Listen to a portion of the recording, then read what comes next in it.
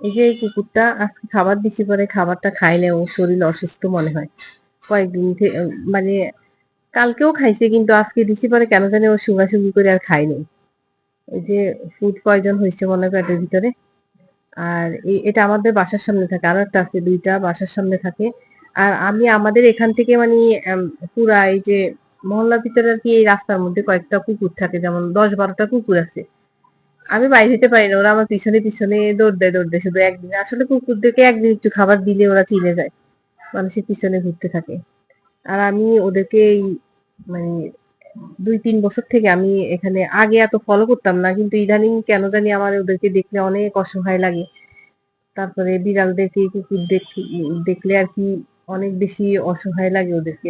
একটুখানি খাবারের জন্য আমরা কত বেলা খাবার খাই, এবং দেখা যায় মানুষের এমন অনেক জিনিস আছে যেটা কিনা ওরা খেয়ে বাঁচে, আমরা কিন্তু ওগুলা ডাস্টবিনে ফেলে দিই।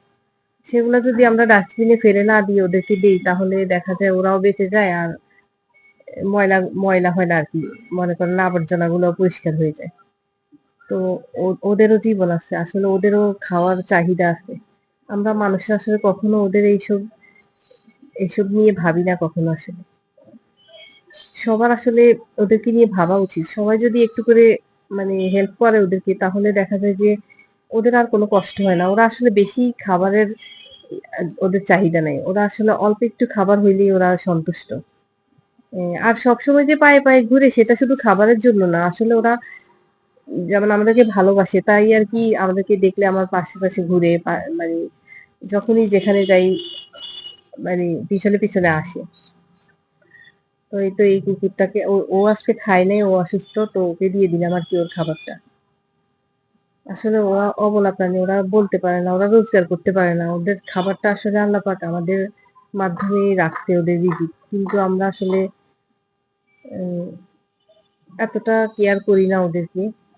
উচিত আসলে ওদেরকে কেয়ার করা, কারণ হচ্ছে এরা আমাদের একটা অংশ। মনে করেন আমরা সমাজে যেমন উম চলাফেরা করলে ওরা মানে প্রতিদিনে বাসা থেকে বের হলে ওদেরকে দেখি, রাস্তায় চলার সময় দেখি। তো দেখা যায় আমরা বাসায় এসে কত বেলা খাবার খাই, কত কিছু খাই ভালো মন্দ, কিন্তু ওরা ওরা এই এক বেলা একটু খাবার খাইতে পারে না। তো আমাদের আসলে উচিত ওদের দিকে একটু খেয়াল রাখা। এই যে এখানে দুইটা আছে, এই দুইটাও বসে থাকে পথ চেয়ে কখন আমি আসবো।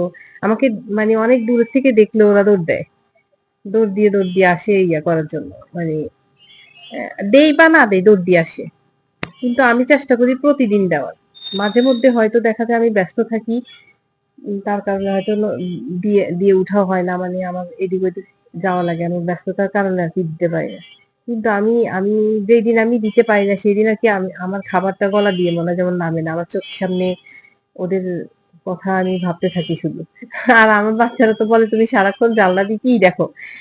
আসলে এখান আমাদের মহল্লা, আমার জানলা দিয়ে আর কি চারপাশটাকে দেখা যায়।